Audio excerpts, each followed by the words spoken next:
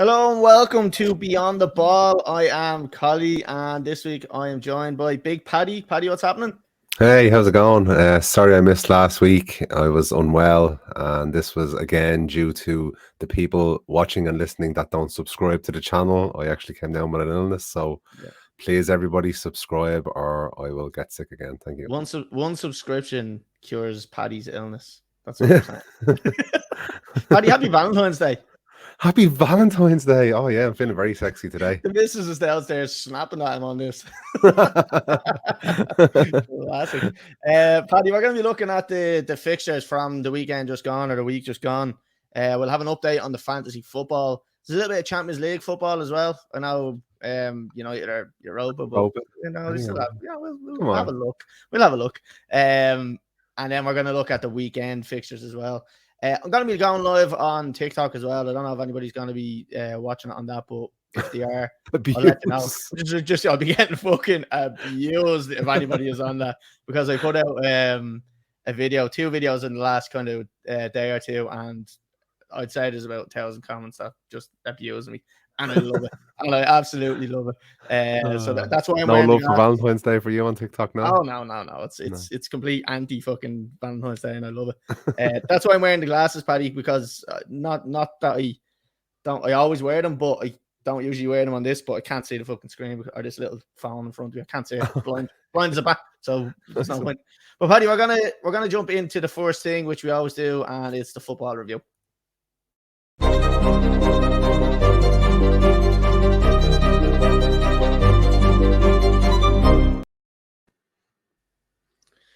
Paddy, the first game, unfortunately, Chelsea and West Ham. You just can't buy a win. I was saying it. It's very difficult now to support Potter. Like I did say it a couple of weeks ago that I am going to try just fucking get behind it and just accept the fact that we're kind of going through this little transition period. But Jesus Christ, when we spent as much money as we have, and we have the players that we have, and we still can't beat West Ham, who are in terrible form. Like, it's hard. It's just hard to watch. It's really hard to watch and hard to support. So, yeah, I don't know. What was your thoughts on that? Were you surprised by this result? No, not in the slightest, to be quite honest with you. And like, Chelsea can't buy a win. And the worrying thing is, and the reason I can't understand why he's not under more pressure is because since he started, there has been no indication that he will be able to get them out of this mess or be able to improve the team as a whole. Because other than one or two results, which I wouldn't even say good results, it's been all bad news since he started. Like, since he started, right? And even like you're saying there, all the results that we've got, they've all come down because Kepa was on serious form and made some unbelievable saves. Like, when we were playing, we were shocking. Now we're after getting a little bit more solid at the back. Paddy Shields after coming in, he's a lot better than what we had, and he's very solid there beside Thiago Silva. But the only reason we were picking up points, even the draws, like even the draws we were lucky to get, like, that's all down to kind of Kepa putting in a good performance and kind of saving his fucking bacon, really. Like, there's, like you're saying, there is no indication that he's the man for the job. And absolutely none. And there's no signs that things are improving. If anything, now, to be honest with you, he must be sitting there with a sheet full of players going, I've never worked with these. How do I test them out mid-season, get them into the team, get them, like, all the players together? Because there's only so much you can do on the training pitch, and you find that out that it's even more difficult when you have European game midweek, Premier League game at the weekend. So you don't really have time to set your team up and figure out what they can do because you're just constantly preparing for the next game. Yeah, I know. Yeah, no preseason, if you like, you know. Yeah, not really. Sorry, just looking at just on TikTok as well. Luke Doyle's asked, "Who is the man for the job?" I've said it before. There's a couple of people that I would rather in there. Probably just a Big Sam Allardyce spin number one, yeah. But there's a couple that I kind of said before, and I think, like, everyone kind of questions it, like the likes of Pochettino, who everyone will say, oh, he failed at fucking Tottenham. He didn't really fail at Tottenham. Everyone will say he was failed to win the league with PSG. Look, come on, fucking hell, like, do you know what I mean? He's won the league with PSG. Like anyone could do that, you know. Like, but it's really, I do think his man management is better than what Potter's is. That's the only reason. Management his is, I think, his knowledge of the game. Yeah. As well. Yeah. He's much more experienced. He is. He's a lot better. So like Pochettino would be an interesting one for me. And then like Zidane, I know again everyone will say, oh, he fucking won it with Ronaldo 3 times. But yeah, but whatever. Like, do you know what I mean? At least he got the best out of good players. Like, do you know what I mean? Where Potter can't get the best. He got the best out of the best player in the world. Yeah, exactly. So, but then when he went back, he didn't do much. No, didn't do much after that. Because again, like I said, you could say that Ronaldo was the main reason he done so well. But look, I don't know. At least he has experience at Real Madrid. Like, do you know what I mean? Like Potter has experience at Brighton and in fucking Norway or Sweden or wherever the fuck he was. So that's another one. Obviously with all the Chelsea fans, I think would love Tuchel back, but that's not realistic. That's never going to happen. Yeah, Simeone for me is one that everyone always says. Pochettino would be our best options. Yeah, like I love the thoughts of Simeone coming in there, and everyone will say, "Oh, anti-football."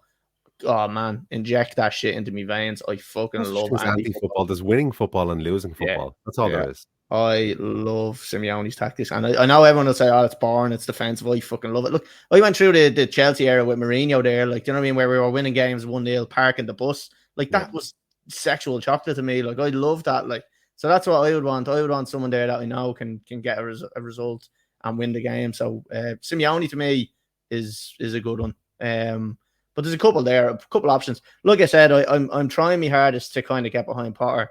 I still think that we are lacking a striker in number 9, an out and out striker that's going to get us goals. But Havertz has scored a couple of goals in the past, so I haven't seen much of him in press conferences. What's he like? Does he have any sort of charisma? Does he make you believe that he knows what he's talking about and he's not above his head? Like, no. The one thing that I don't mind, if you're gonna be a shit manager, at least be enthusiastic about being shit. Like, he has no enthusiasm for me. Like, he's very boring. He's very bland. Like, he's just.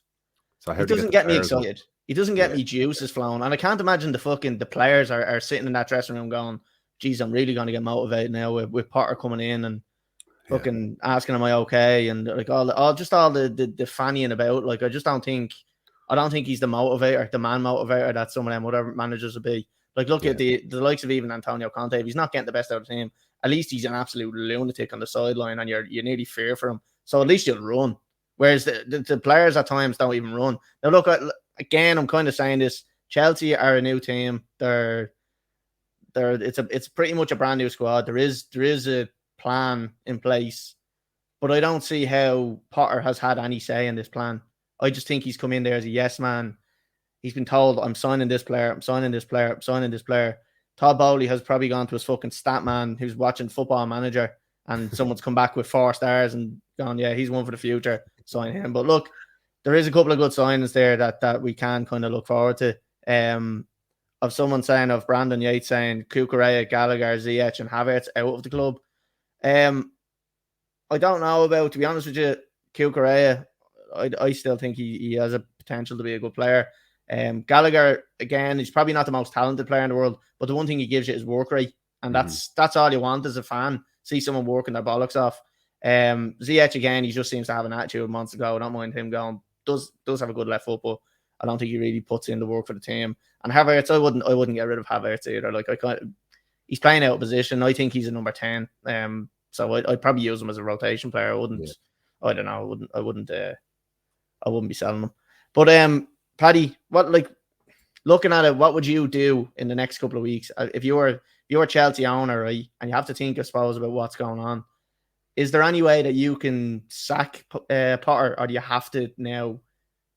Like, you have to now just fucking stick with what you've said. There's a project and you don't care what's happening. Okay, well, just looking at it from the outside, because I'm not a Chelsea fan. So if I look at why he got rid of Tuchel, maybe it's because Bowley wants to run the club and he doesn't want the manager to run the club. So I can't see him wanting a Simeone to come into the club. Pochettino could be a possibility. He's available right now. Why he wouldn't go from I don't see what the block would be. If I was him now, I think Chelsea need the new manager bounce and they need a good manager in as well. So I would pull the trigger yesterday. Yeah. Because who have you got this weekend now? Southampton. Home or away? Southampton at home. They're in a bad place. They sacked the manager as well. Sacked their manager Nathan Jones after being in charge for I think it was like 6 months into a 3.5 year deal.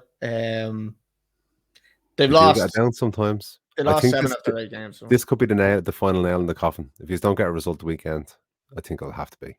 Do you think he'll actually do it though? Do you think he's actually going to fucking pull the trigger and sack him? He has to. I don't know. How can he keep anybody that's performing that poorly in a role? Like if it was a player, he'd be dropped. Yeah. And if it continued on, he'd be sacked. If any other manager, like you look at the Southampton manager, like I mean, in terms of spend and stature of the club, yeah, has your manager done worse or better than the Southampton manager that was sacked?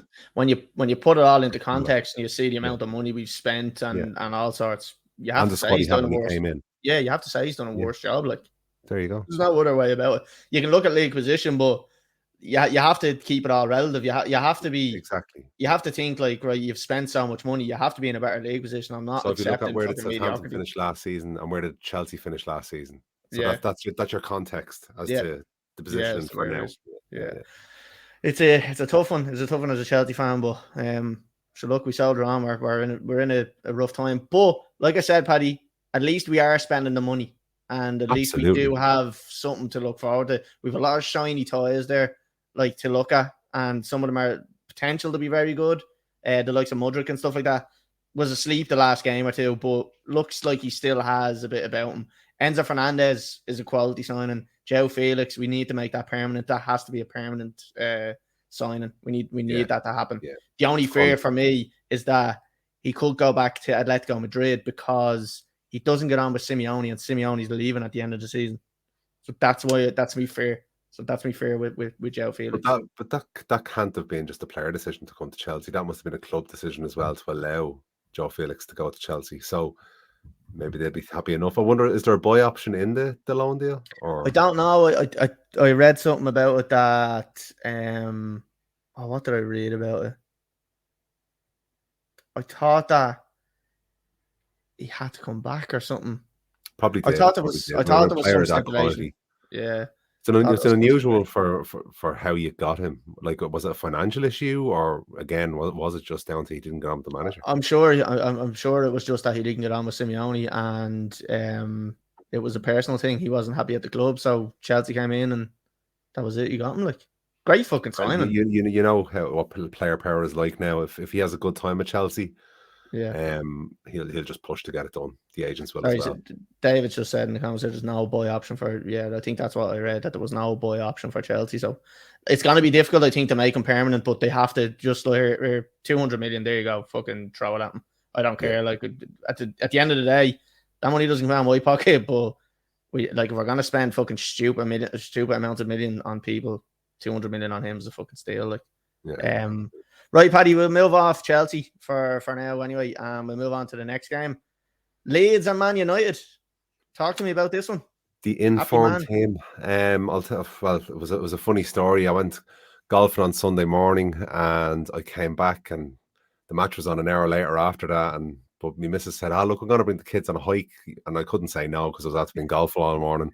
So it was the quickest. After playing like 18 rounds of golf, I was wrecked, and I was brought for a hike up the mountains.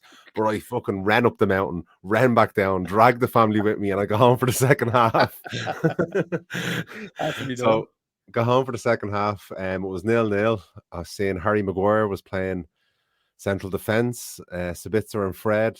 Fred, who was off his game at the forced Leeds against Leeds in the first game last week. So I was apprehensive. Got into the second half.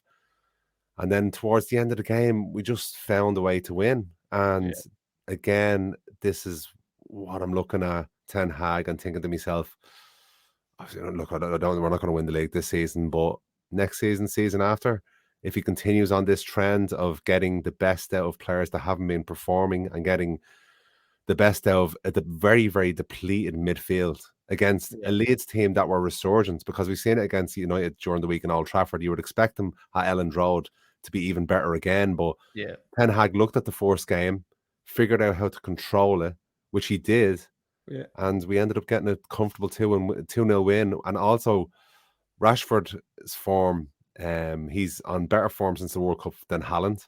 The club is, in the last 12 games, are leading the form table.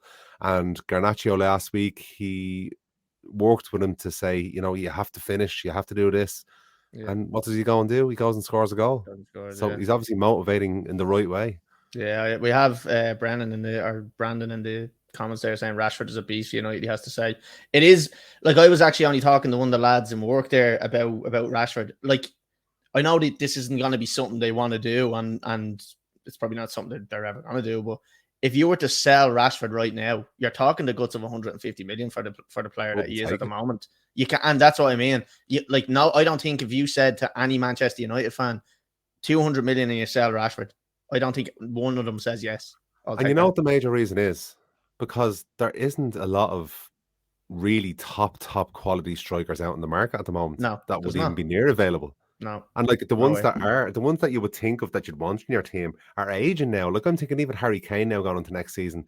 He's 29. Yeah. He's going to be 30. Like, and if you're looking at, I wouldn't be wanting to spend 150 million on Harry Kane now at this age. 2 years ago, maybe, yes, definitely. But now, no. But what you see in Rashford's game now, and I've always had faith in him, I really have. You can go back and look at the podcast. I've always said it. He's top quality. But what he's added to his game now since Ronaldo left is his heading ability. He's scoring with his head. He's scoring with his left. He's scoring with his right. Used to be that, he preferred playing on the left, because I think he got away with having a bit of responsibility when you're playing out on the left. You're not the out-and-out striker, but you're seeing now when he's being moved, because the Austrian sausage is doing fuck all in the middle of the park. He's being moved into the centre, and he's relishing that responsibility now to be the top man in the team, to be the one that the team are relying on to win games. And look, he's doing it. And I can see him maybe catching Haaland this season for goals. That's controversial now. That is a controversial one. But Paddy, I know you were saying there, the massive difference is the fact he's scoring goals. I think one of the biggest difference, and this is probably why he's scoring goals, is the attitude has completely changed. I don't know whether Ten Hag pulled him aside and said, "Here, look, you're a great player. You've got all the talent in the world, but you've a fucking shocking attitude." Because the guts of 2 seasons ago, even last season, I suppose, at the start of it. It wasn't 2 seasons ago, because we finished second then.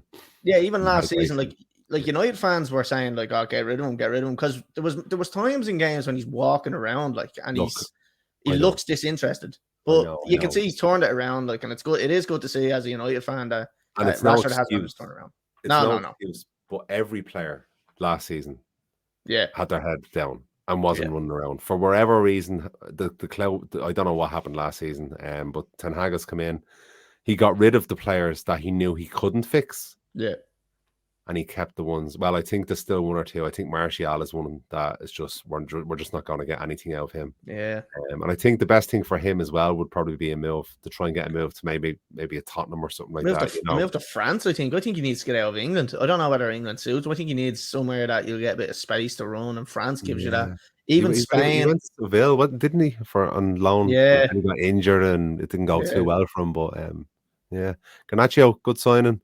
But you could see now Sabitzer as well. I was very, very impressed the weekend, and against Leeds last week. It wasn't his fault that we conceded the goals. A shrewd loan deal, I have to say, considering the club's up for sale. They didn't really want to sign anybody in January. He seems to be filling a hole there, and to have him and Casemiro back, because Casemiro's not injured. He's only out for one more game against Leicester. We'll be back against Barcelona. I think Ten Hag he knows what he's doing. He's a football man, and he seems to be making all the right decisions so far. And I suppose not the good thing for me, but the good thing for you is that you're able to see that United are still able to win these type of games, which should be a very, very difficult game against Leeds without Casemiro. So you're not completely reliant on one person. You're able to use the whole squad, and you're able to bring people in. Look, we all know Fred's not going to be fucking anywhere near the likes of Casemiro. McTominay the same. They're not the standard. But it's like Ten Hag has them drilled now to play a certain way, and it's working. And you just don't rely on that one star player to win your games anymore, like you did with Ronaldo last year. Yeah, you could see, because we played the exact same team in the space of 4 or 5 days, played them twice. That was Sabitzer's first full 90 minutes. Yeah. So obviously they wouldn't have gelled as well as, say, if Casemiro was there with Fred. But you could see at the game the weekend, I'd say Ten Hag then took them away for the 4 days and drilled them into what he wanted from them as a midfield pairing. Yeah. And they were much better against Leeds. And then to put Harry Maguire in at centre back as well.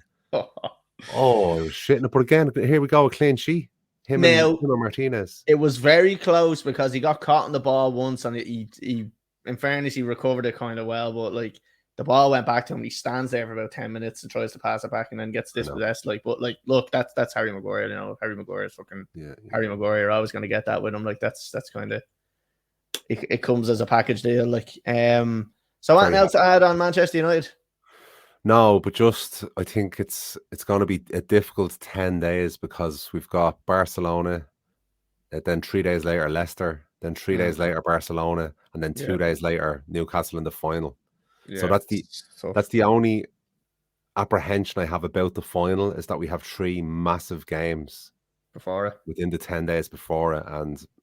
But then I'm looking at Newcastle, and in their last 5 games they've drew 4 of them 1-1. So they're not slight dip. Yeah, they're not. How would you say their form is dropping a bit? So, yeah, interesting couple of weeks ahead. Cool. Right, we'll move on to the next one. And Paddy, Jesus Christ, man, I got absolutely abused on TikTok for this. Sorry, before we jump on, Brandon said, "Hope Kante is a beast for Chelsea when he's back, missing them badly." Kante, like if we could get Kante in there with Enzo Fernandez, that's an outrageous midfield. Like the two of them just sitting there. Oh. That's porn for me. But anyway, I thought but the problem with me is that he earns so much. Look, to be honest with you, again, financials comes down to don't really care. It's not coming out of my pocket. He's getting paid so much, but he's injured 95% of the time. And it's bad because he's so good. Like when he's fit, he's one of the best midfielders, if not the best midfielder in the world. Like, you know, he's so good. Like, and if we could get him fit, his contract is running up. They are talking about getting that contract extension done. I haven't seen any confirmation on it, but there is chit chat here and there about kind of getting that done. You can get that done and we can get him back fit. He just keeps pulling muscles, hamstring injuries, knee, or I think it's all hamstring injuries and thigh injuries and stuff. Yeah, he's gone. He's fucked. Like, so yeah, look, I'd love to get him back, but sure we'd all love that. Right, Paddy, Liverpool 2, Everton 0. Like, can I just say, and I got absolutely abused on TikTok. And to be honest with you, I put the video out because I knew I was going to get abused anyway, so I didn't really care. But what the fuck is all the celebrations for? Like Klopp, like I know everyone will say, "Oh, we're after winning a derby. It's a massive game. It's a great win for us." And like, yeah, okay, right. There's ways of celebrating and there's ways of overreacting, and that's an overreaction. I know it's probably he wants to please the fans and kind of go over and get them back on his side. Not that they weren't on his side, because Liverpool fans will stand by Klopp no matter what happens, but I just feel like it was a bit of a show, and I felt like it was a little bit forced, and you kind of went over just for the sake of it. I didn't really buy it. But I mean, you've only gone into 9th position. Do you know what I mean? Check yourselves. Like that's my opinion. Like, yeah, this reminds me of when they won the West Brom Cup. Remember they went down all holding the fans, and look, it's a bit of psychology in terms of there's a few elements, right? Okay, so he's trying to get the passion. He's trying to show the passion that he wants in the player. Yeah. He's trying to G the players up, and I think there might be an element of him trying to rub it in Sean Dyche's face, because there was a bit of a history there between him and Sean Dyche from last season, right? In the tunnel. Remember it, yeah. Do you remember seeing that? I don't remember it, no. They nearly came to blows in the tunnel, and so I think there's a bit of afters there as well. But as you say, Colly, this is against one of the poorest Everton teams there has been, that would possibly get relegated this season. Yeah. So I don't know. I can't really. If I was a Liverpool supporter, I'd be happy. Slightly embarrassed. Result, really. Yeah, but I'd be slightly embarrassed at that overreaction of a celebration. You know, it's like, come on. The one thing that I hate, I understand, and I know it's still, if anybody's watching this and Liverpool fans, they'll slate me over and they'll say I'm clueless. I understand the celebrating, I understand his reaction, I understand all that. But he's the first fucker to run and sprint down the tunnel when they lose. Where's the fucking going to the fans when you lose and saying, "Way fucking," do you know what I mean? Like it's just I don't buy it. It's embarrassing in my opinion, but look, what the fuck do I know? I'm sitting in 10th, they're sitting in 9th. Like, so the only positive, I suppose, for Liverpool, obviously getting the result, but they have a couple of players coming back. Jota is coming back, Firmino's coming back. So now they have this team. They've got Nunez, they've got Gakpo, who's got his first goal for Liverpool. He'll have a bit of confidence now. But I'm saying Diaz, Salah, Jota, Firmino, like 6 top players, and they're in 9th position. I get they're only getting 2 back now, but there has to be pressure on Klopp now. And look, gonna get it off Liverpool fans. I know I'm gonna get it off Liverpool fans, or they'll say nothing. He's untouchable, and in my opinion, he's untouchable for them because look, when your domination period is only one fucking Premier League, it shouldn't be at this season. No, I don't think so. I don't think so. No. And if your domination period, Paddy, as we said before, is a Champions League and it's one single league win, like, do you know what I mean? Like that's not domination in my opinion. It's a very good team on one season. They can talk about, oh, we got so many points totals and all, but in 10 years' time, when you look back at Klopp's reign, you're gonna go, so what did he win again? Yeah, that's all it's got to be defined by. You're gonna go, where's the domination there? Where's this dominating one team? Premier League, one Champions League.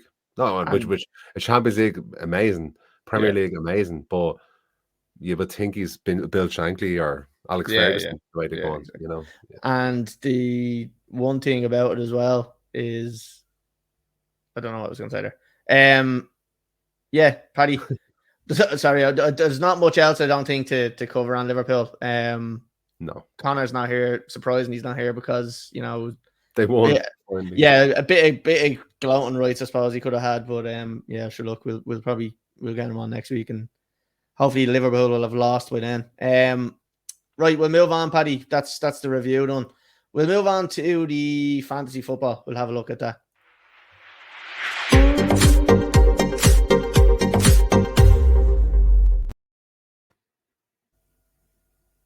Right, Paddy, I'm going to pull up the fantasy football.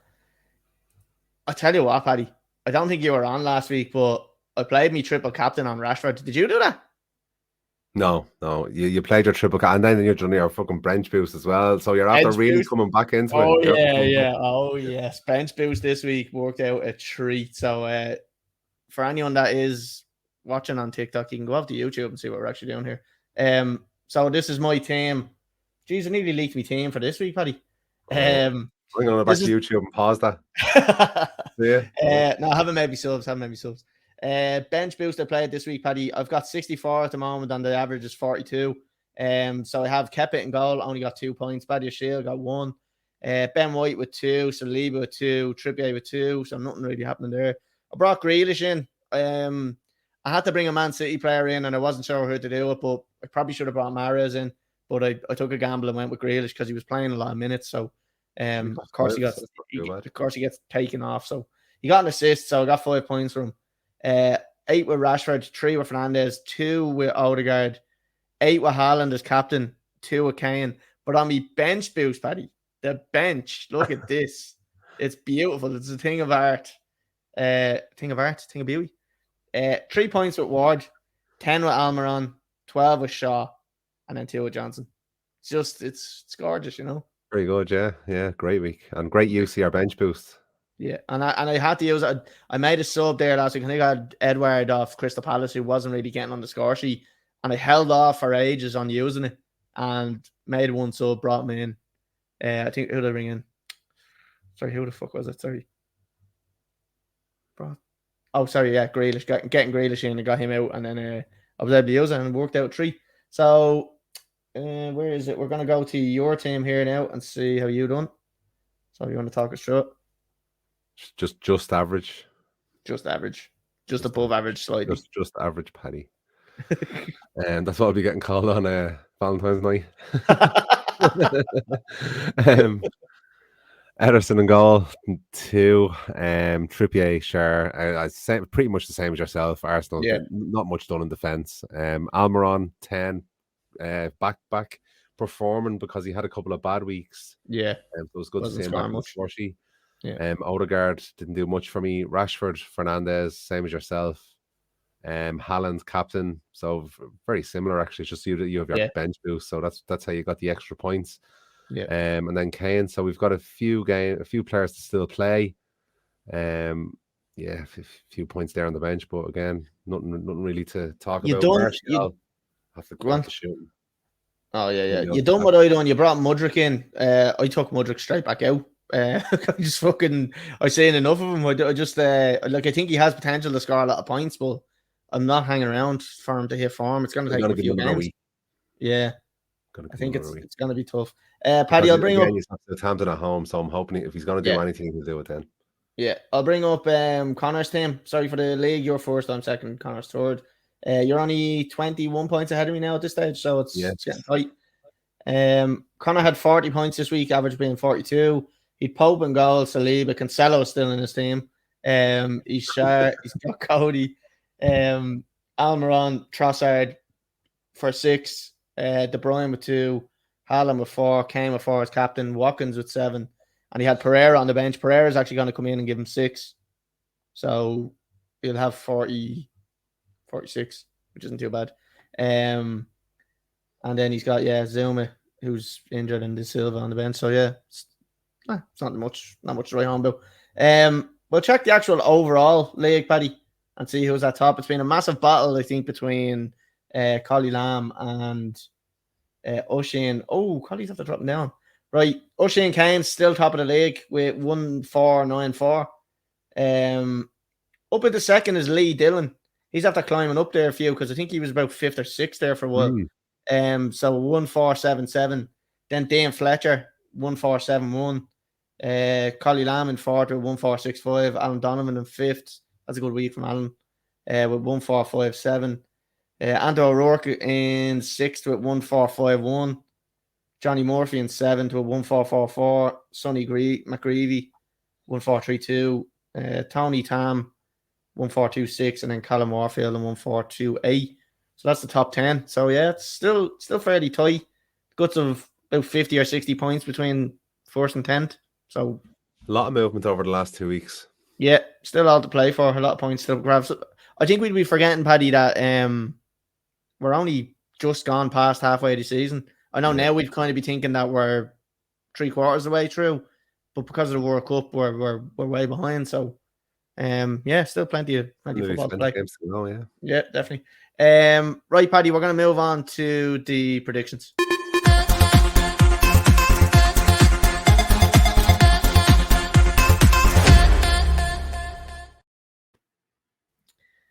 Right, Paddy. First one we're going to look at the Champions League, Chelsea and Dortmund. Jesus Christ, Dortmund are in good form as well. I don't know if Chelsea are going to get a result away from home against them here. Thing is, are they going to concede and are they going to get bashed? And I don't know. I have a feeling we're definitely not going to score against them. But whether we concede or not is the other thing. We have been okay at the back. The goal against West Ham was great. Could have been better defending. Paddy, I'm going to have to go with a 1-0 win for Dortmund here. I just don't see Chelsea getting a result, and I'm just hoping that they can do something in the home leg. That's all I can pray for, is that we have a better game at home. I just don't see us getting that in Dortmund, and I'm going to go 1-0. Yeah, I totally agree. I think Chelsea might play, even though you wouldn't think so, they shouldn't be, but they might play for a draw away.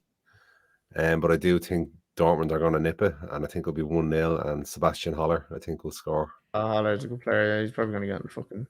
Yeah. I'd like to think Paddy Shea will be able to deal with that. But anyway, I'm going to go 1-0. I just, fear for it. I don't know whether we're going to do that there. Paddy, the next one. Barca and Man United, Europa League, Thursday night. What are you thinking? look, this isn't the Barcelona team of years gone by, but they've still got some serious players in there. Lewandowski against our back two, which I think Varane and Martinez could be the strongest centre-back pairing we've had since Vidic and Ferdinand. Yeah, it's hard to argue that, really. They're building something good there. I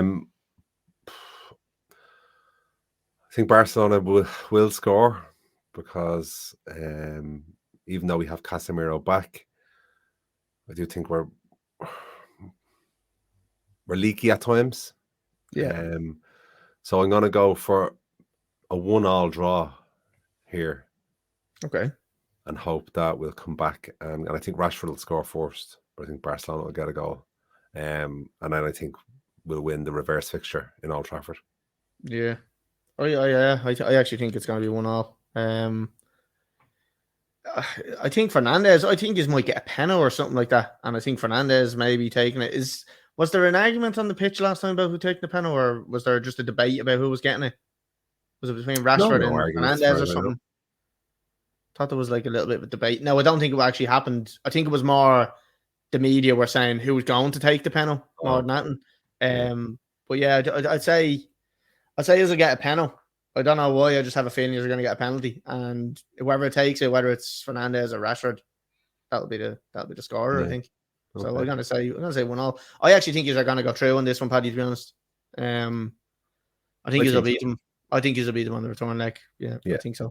Yeah. I think it'll be a great night in Old Trafford that night. I really do. Yeah. Right. Move on to the next one. Back to the Premier League. Chelsea and Southampton. Paddy, Chelsea don't win this one. TikTok better watch out, because Rantosaurus Rex will be on. Like that's like, this one has to be a given. Like, this has to be 3 points for Chelsea. There's no exceptions here. No. This Southampton team, shocking. Just sacked their manager. Now there is talk of Jesse March being the guy to take over, which good job for him, I suppose. Yeah. Just after being sacked from Leeds. But yeah, I think Chelsea have to win them. Have to win this game, and I think 2-0. And I'm gonna say Havertz to score. What do you think? I think not only do you have to win, it has to be a convincing win against Southampton at home with the players you have. I'm gonna say 3-0 and Felix to score. Oh yeah, nice one. Next one, Paddy. Newcastle and Liverpool. Should be a great game. Tricky one, yeah. Tricky one for Liverpool. Gonna be so. I think we had a similar situation where with Arsenal when they beat United, was it, or Liverpool? Who'd they beat? Spurs. Or was it United? Anyway, someone had a big result, and I was always saying that the next match is always the toughest match, so we can win that next match. This is what I feel for Liverpool, that they were on such a high from their Merseyside, the derby win. That are they going to slip a little bit on this match? I don't think so. I think they'll respect Newcastle, to be honest with you. Yeah. They should anyway. But I fear that they may get a little bit complacent in this one. And I'm going to go for a 1-1 draw on this, so I don't think they're going to get the win. And I'm going to say Wilson to score. Callum Wilson. Okay, yeah. Always a good game, but as we said earlier on, Newcastle side that aren't in the best of form, but they haven't lost the game either. They haven't lost the game in a long time. Best defensive record in the league. I don't see them losing this game either. Do I see them winning it? No. I think maybe Salah back in form as well. I think maybe 2-2. Okay. And Saint-Maximin will score first, I think. Fair enough. Okay. And Paddy, the last game of the week is Man United and Leicester. What do you think?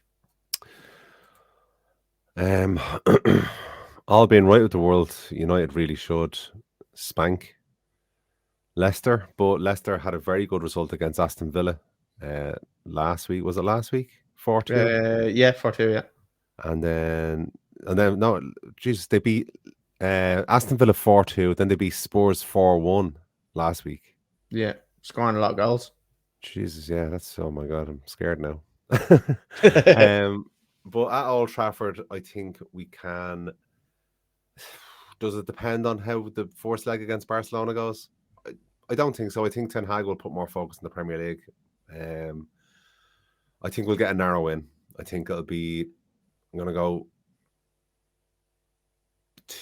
2-1, and again, I'm going to go for Garnacho to score. Not again, but I'm just going to go for Garnacho to score. I actually think, Paddy, I think, I don't know why, but I think you're going to beat them and you aren't going to concede, although they're scoring a lot of goals.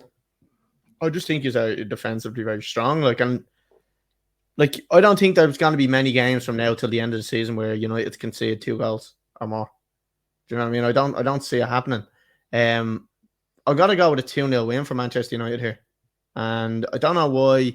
I just see us getting an early goal, them kind of being a little bit more open then and coming and attacking, and then you just kind of getting the result then and catching them on the counter and scoring another goal and then getting the result. So that's how I see it going.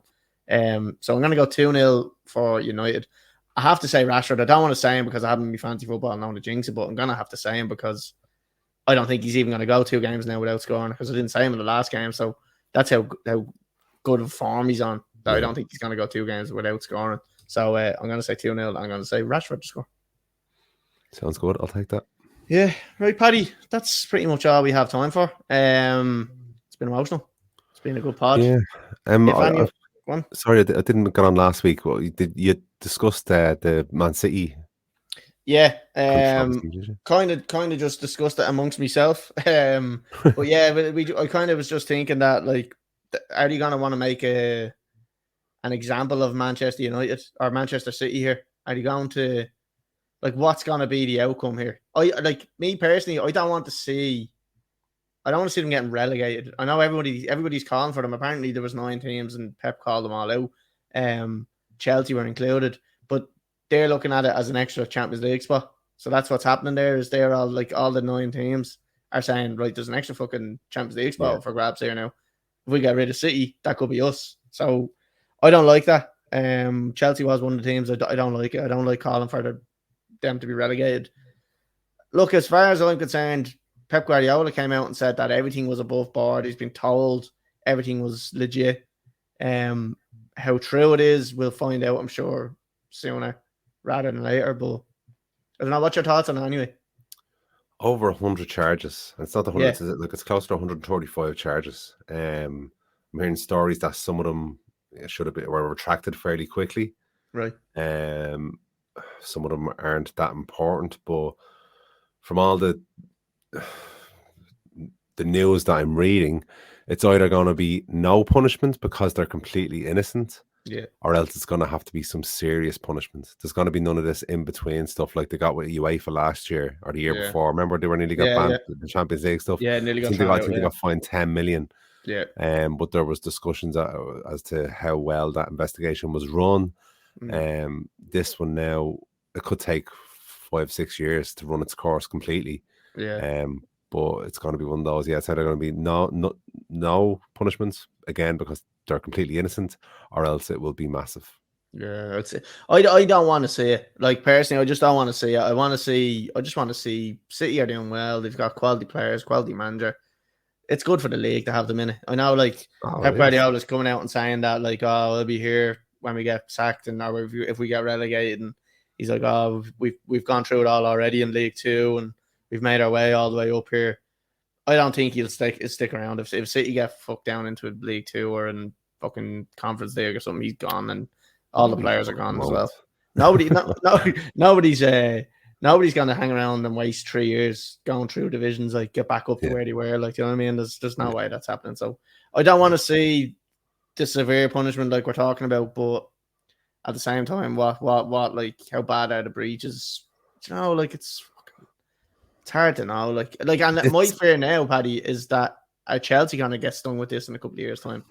With the way this is what I was about to say. Now, if Chelsea were doing big business, long before Man City, with Abramovich, yeah, but it was all done above board, even though clubs were saying, "Oh, you bought the league this, you bought the league that." The exact same thing we were saying about Man City, but was definitely some fiddling going on with Man City, because what you're hearing about second accounts being set up for managers that were being paid off. Roberto Mancini in particular, that story came out that he got his compensation, and then there was a second offshore account set up as well. So we'll have to wait and see. But if it was my club, to be quite honest with you, I would be like, you're a Chelsea supporter. You got the abuse for years about your club spending too much money, and you were proud still to be a Chelsea fan. Oh yeah. If Qatari investors came in now to United and spent hundreds and hundreds of millions, and an investigation or something like this happened, while the investigation was ongoing, I'd be still like, well, I don't give a shit really, to be honest with you. Exactly. We're playing well, we're winning everything, so fuck off, mind your own business. Exactly. And like, everybody loves to jump on the old, you're buying the league bandwagon. Do you know what I mean? Everybody loves to slag everybody about until it happens to them. All of a sudden they're on board with it. Like, and no one will ever say, like, when that happens, everybody always turns complete U-turn and be like, I never said that. Like, completely denial down to the ground. Like, you know, like, and like, even when they came out that there was potential Saudi owners coming in for the likes of United, Liverpool, like, I was messaging people and everyone was like, I'd love it. And like, they're the fuckers that would abuse me over Chelsea. Like, and every single one of them would call them Chelsea.